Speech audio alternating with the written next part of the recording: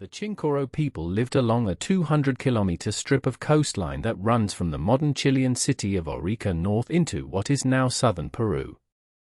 It is one of the driest places on the planet. The Atacama Desert behind it has not, in recorded geological time, received a single significant rainfall.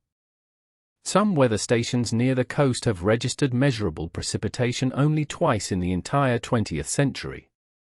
The Chinchorro survived there because the cold Humboldt Current runs north along that coast from Antarctica, bringing up cold nutrient-rich water that supports one of the densest concentrations of fish, shellfish, and sea mammals anywhere in the Pacific. Where the desert touches the sea, the desert is rich. The Chinchorro never had to leave the beach. They lived in small camps of reed huts on the dunes above the high tide line. They fished with harpoons made from sharpened bone and cactus thorn. They gathered mussels. They hunted seals. They made nets out of plaited cactus fiber and wove conical baskets out of reeds. They did not farm. They did not, for the 7,000 years their culture lasted, develop pottery. What they developed instead, with a patience that no other culture of their level of technology ever matched, was a system for keeping the dead. The first Chinchorro mummies came out of the ground in 1917, when a German archaeologist called Max Uli was excavating a small shell midden on the outskirts of Arica. Uli had been digging in the Andes for 30 years.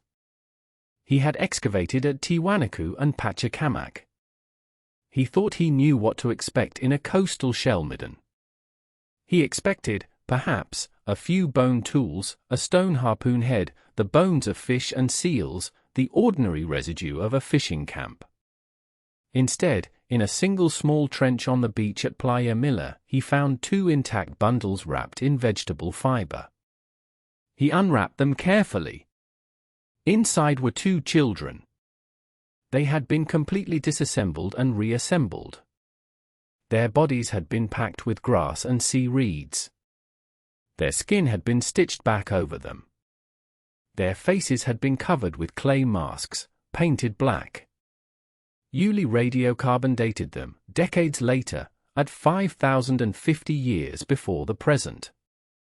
He had no idea what culture had made them.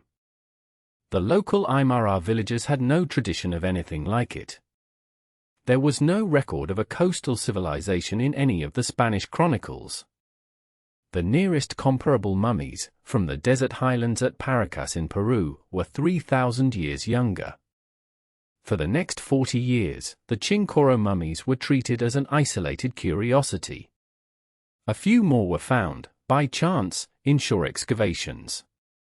They were boxed up and sent to museums in Arica and Santiago. A handful went to the British Museum and the Smithsonian. Most of them were stored in plywood crates with their wrappings still on. Then, in 1983, a flash flood hit the city of Arica. Arica is built on a series of low marine terraces above the modern shoreline. In the heavy El Niño of 1983, a freak rainfall, perhaps the only significant rainfall the city had seen in 15 years, washed out the soft surface of a hillside on the south edge of town. The hillside was, it turned out, a Chinchorro cemetery. The flood exposed 96 bodies in a single afternoon. A small team from the University of Tarapacá, led by the Chilean physical anthropologist Marvin Allison and his student Bernardo Arriaza, was at the site within a day. What they found, over the next 6 weeks of emergency excavation, transformed the understanding of the culture. The bodies had been buried in distinct phases. The oldest were what Arriaza later called the black mummies, the disassemble and reassemble technique that Uli had first seen. The black paint was a manganese-based pigment that hardened over the clay mask into a glossy lacquer. The skin was stitched together with cactus fiber thread. The internal cavity was packed with ash, grass, and small pieces of llama or seal pelt. A wooden stick, sharpened at both ends, was driven up through the spinal column to keep the rebuilt body rigid. The face was modeled in clay over the original skull.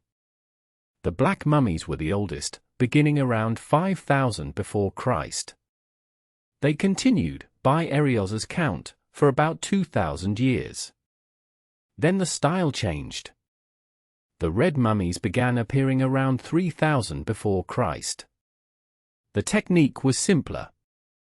The internal organs were removed through small incisions in the abdomen and at the base of the skull.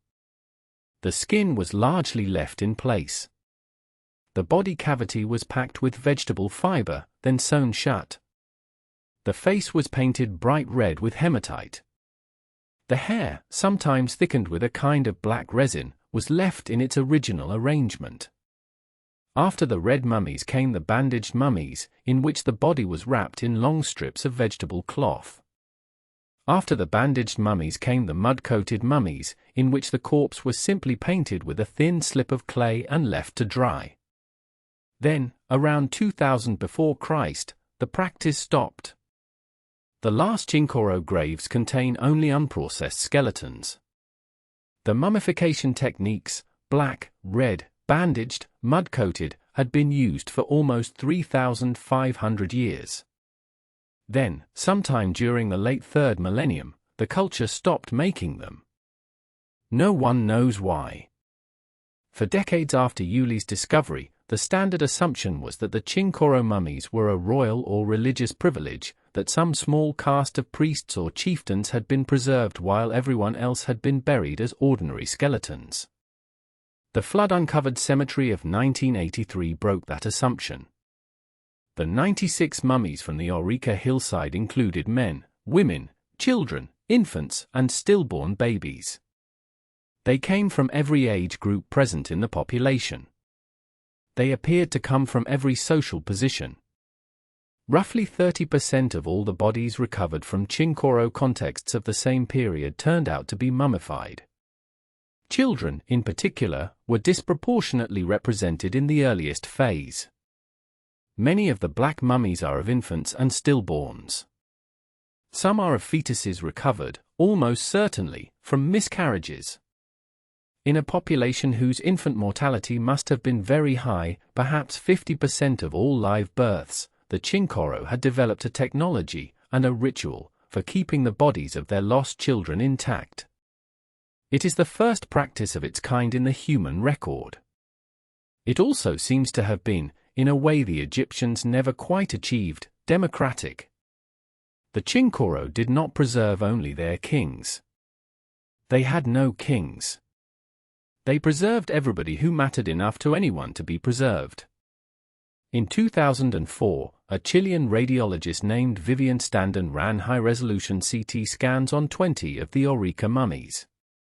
She was looking for evidence of arteriosclerosis, the hardening of the arteries that 19th-century pathologists had assumed was a disease of modern life.